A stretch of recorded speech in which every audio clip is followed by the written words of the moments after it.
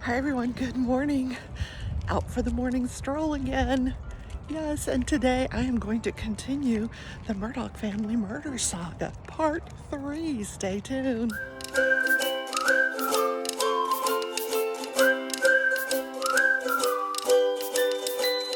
Good morning everybody, Crafting Journey here, that Journey chick over on Instagram. Welcome to another edition of Crafting and Crime Daily. I'm continuing the Murdaugh family murder saga. It's getting interesting today. The death of Gloria Satterfield. What happened to Gloria? You're going to find out. So, don't forget to hit the like button today. He set off my alarm and I forgot to wake up because, yes, I'm blaming the like button. Please hit the like button. Please consider subscribing. If you're not already subscribed, it's absolutely free. Free. I can't talk today. And the notification bell. That's the most important because you don't want to miss when I have another video posted. You want to hit all. Okay. That is the spiel for today. Did absolutely no crafting yesterday. None. My arm hurt. There. And I apologize for not doing my live last night. I was in such a mood. You know, one of those moods where if someone looks at you sideways, you'll start going grrr. Yeah. Don't talk to me. So I ended up 7 o'clock just going to bed. Ate a bowl of cereal, went to bed, and slept. Yeah. I know. What are you going to do? I have woes. I have what the psychiatrist calls them stressors. I have stressors in my life. And what should I do when I have stressors? I should create. I should diamond paint. I should be able to pick up my crochet hook. I should be able to, do my knitting. But because of my arm, I can't do a lot of things. I should have done my painting. It probably would have made me feel better, but I was just beyond that point. Man, it's hot. When is this hot weather going away? Oh my word. And yes, I'm drinking hot coffee through a straw. Yeah. Oh my gosh. So today is National Presidential Joke Day. What are you going to do with that, right? Well, there's so many guffaws out there that I'm going to read to you one that President Barack Obama said. This is kind of funny. There are a few things in life harder to find and more important to keep than love. Well, love and a birth certificate. And these days, your divorce decree and have you ever tried to get a driver's license? Holy moly. When I moved to Kansas and had to get a new driver's license, this is totally off the subject. Had to get a new driver's license. Like they wanted, a blood sample in your firstborn too. I mean, so much paperwork. You got married. Let's see the marriage decree. Do you want photos of the wedding? You got divorced. You want to see the bruises? I mean, come on. I'm just joking about the bruises. Yeah, that was a joke. That was my presidential joke. Not funny though. How do you celebrate Presidential Joke Day? No idea. Who came up with this day? There's another thing I thought was pretty funny. Everybody loves a hot dog, right? A weenie roast? Yeah. President Franklin D. Roosevelt he had a weenie roast for the Queen and King of England. I'm going to say not appropriate. What do you think? That was in 1939. Hot dogs have been around at least that long. Man. I love a good hot dog when it's roasted. Yeah. So today, in Crafting and Crime, I thought I would tell you about the death of Gloria Satterfield. Now, again, this is another death that has the Murdaugh family name stamped all over it. She was the Murdaugh family housekeeper and nanny for over 25 years, but not really treated as a most people, when they have someone in their home like that for so long, they treat them like queens, like part of the family. That is not so with the Murdaughs. This woman, at some periods during her employment, was even homeless. They didn't offer to help. When she passed away, they didn't offer to pay for the funeral. They showed up at the funeral. I'll tell you more about that in a minute.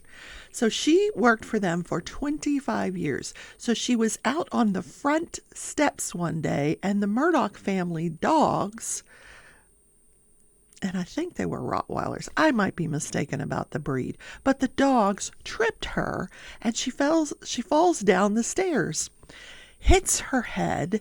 This is on February 2nd, 2018. Now, this is before the boating accident that happens a year later. February, she hits her head. They take her to the hospital. She's hospitalized for 3 weeks before she passes away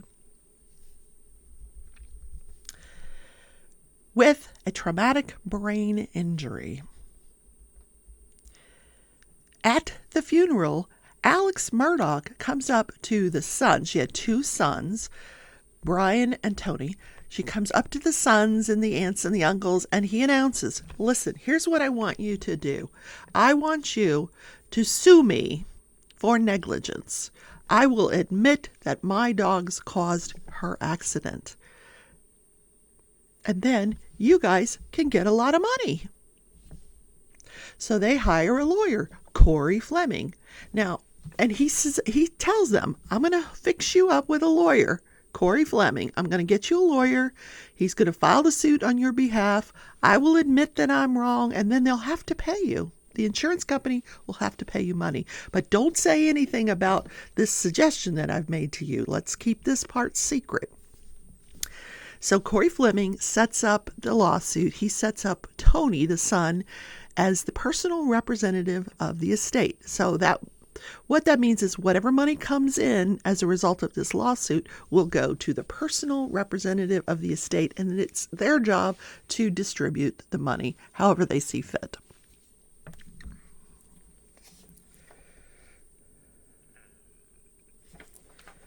Now, there was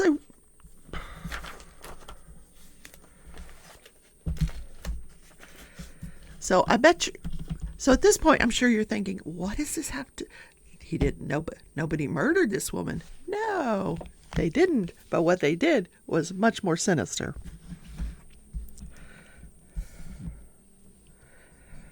I need to be diamond painting whilst I'm chit-chatting. And I need to find, okay, I got one here. We got a color. We got a Tig's Creation tray. We got an Enabler's Outpost pen. And what I do is I pour these in, shake them till they fall into the little slots, the little grooves, straight lines, so to speak. And then I diamond paint with them. I have a 10 placer on one end and a single placer on the other. My sister cringes. She uses a 3 placer to do her multi-placing. And she's very comfortable with that. And I tell you, she is knocking it out of the park. She goes, well, she has a lot more time to spend on it than I do, but she's just buzzing right through her painting. So let me tell you a little bit about Corey Fleming, the lawyer that Alec Murdaugh recommends to this family. Corey Fleming and Alec Murdaugh grew up together. There's nothing in this. I need wax.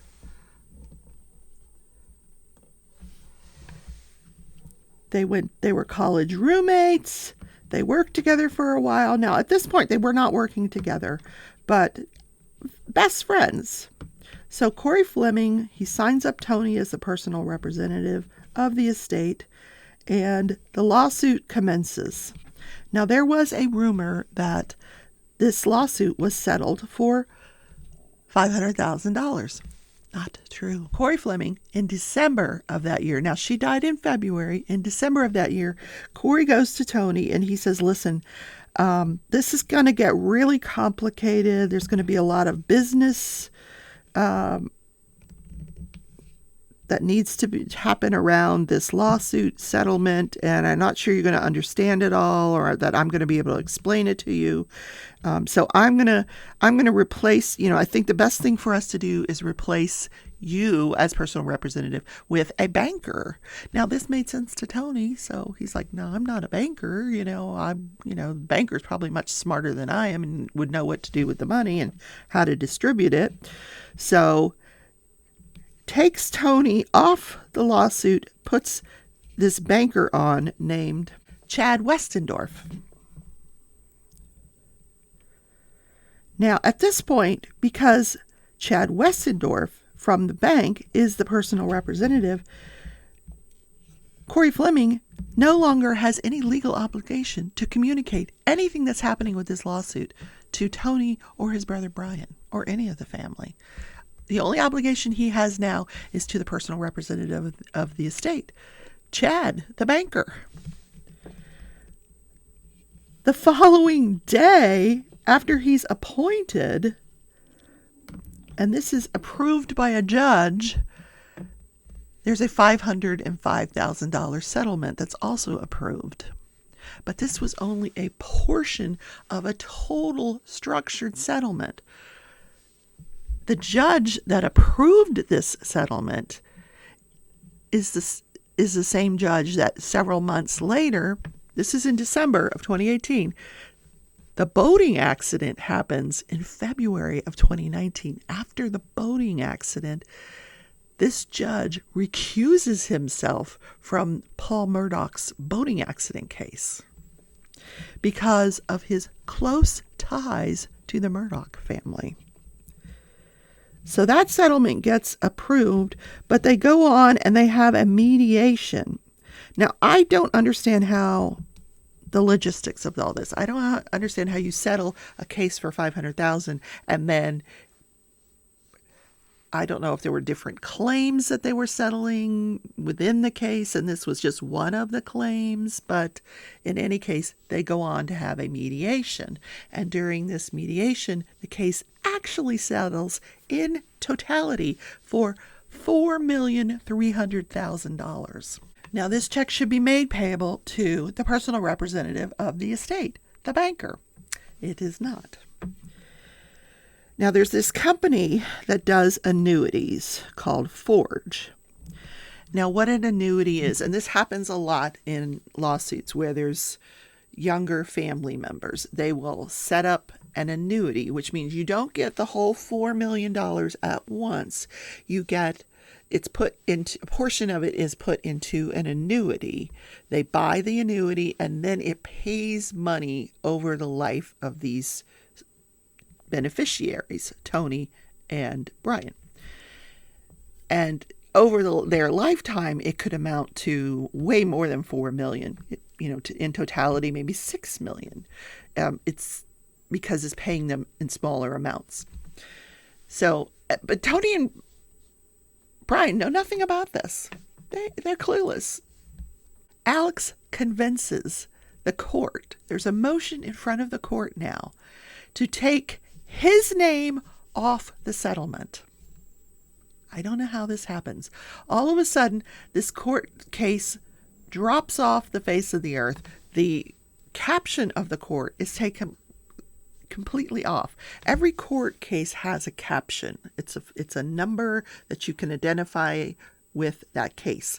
It usually represents what division it's in, what year it occurred, it was filed in, and then a number. The caption was taken completely off this case as well. And the judge rules on a motion that wasn't even in front of her. She doesn't even have a case to review, and she rules to settle this case. To approve a settlement where there's no motion to approve the settlement. And this judge Now, this is judge number 2. After the boating accident happens and Paul Murdaugh is charged in the boating accident, she recuses herself because of her close ties to the Murdaugh family.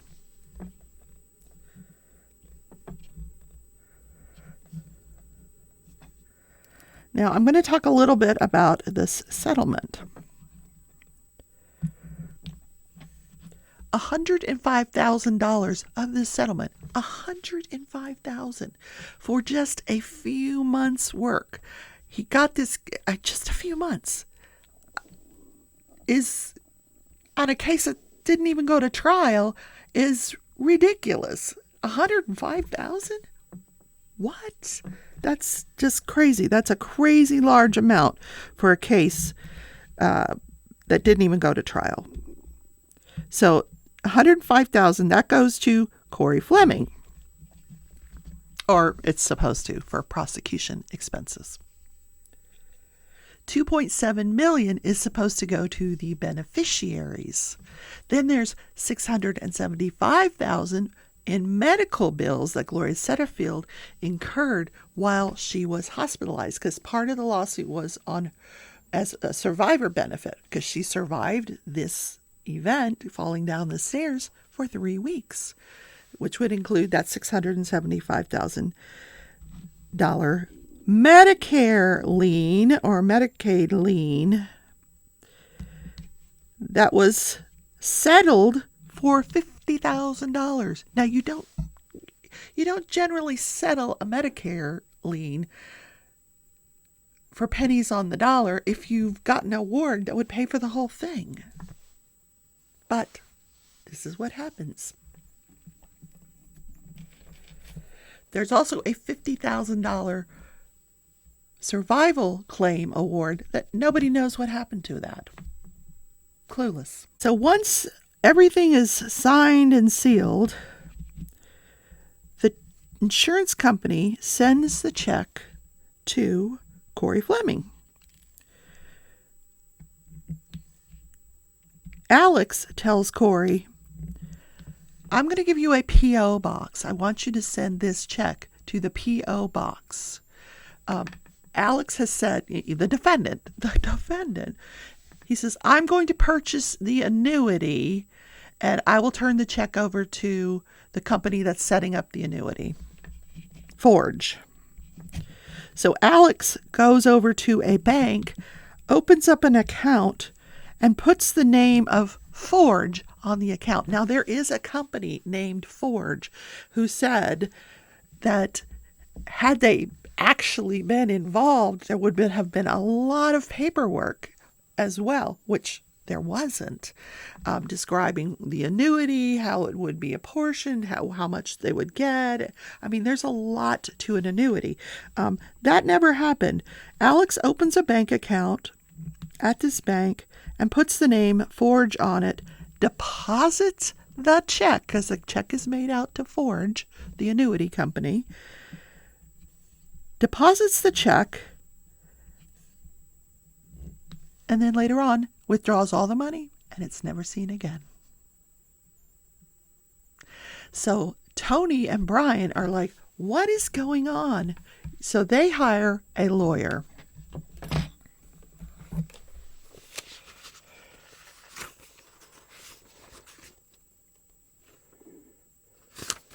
Eric Bland.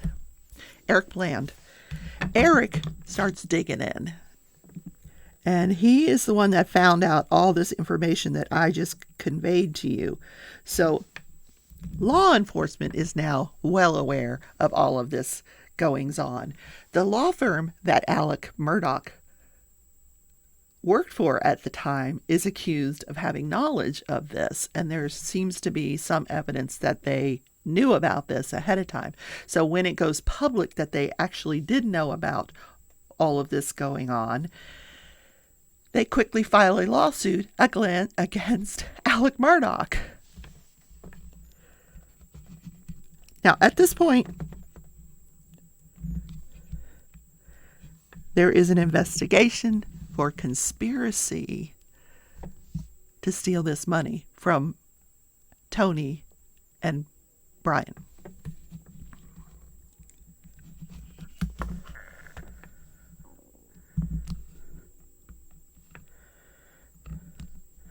So Eric files suit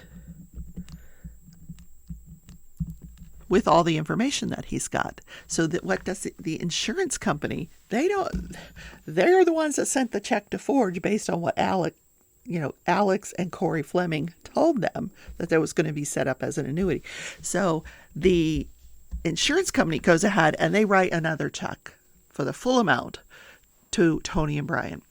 But now the insurance company is going after Corey Fleming and Alec Murdaugh for fraud and for conspiracy. The plot thickens. Yes. Now tomorrow we're going to talk about the murder of Paul and Maggie Murdaugh. This happens a year later. It never ends with this family.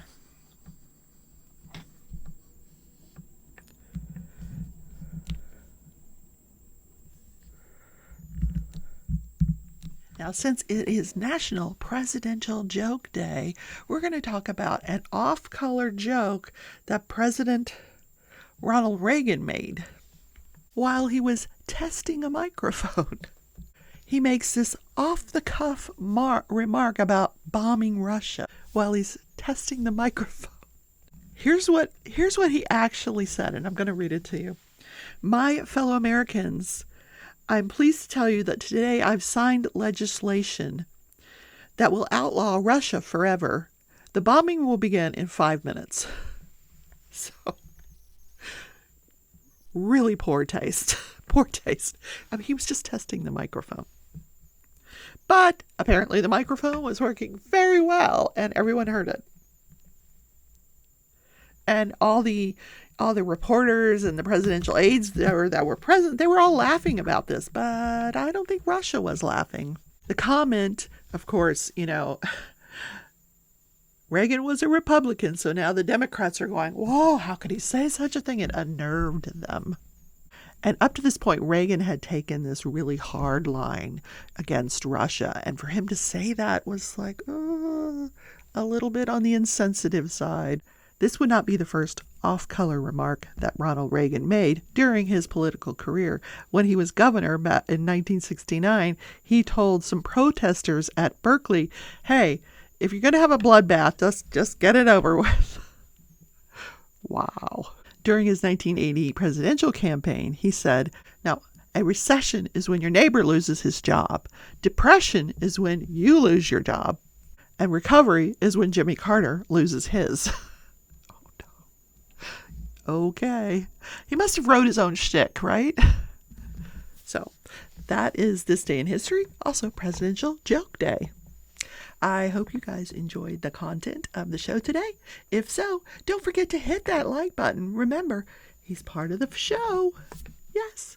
You can also make a one-time donation that goes to support the content of the channel by hitting that thanks button that's down in the same row. And I will see you tomorrow in Corrupting and Crime Daily for more of the Murdaugh family murder saga. I've got about 3 or 4 more shows worth of information. See you then. Bye.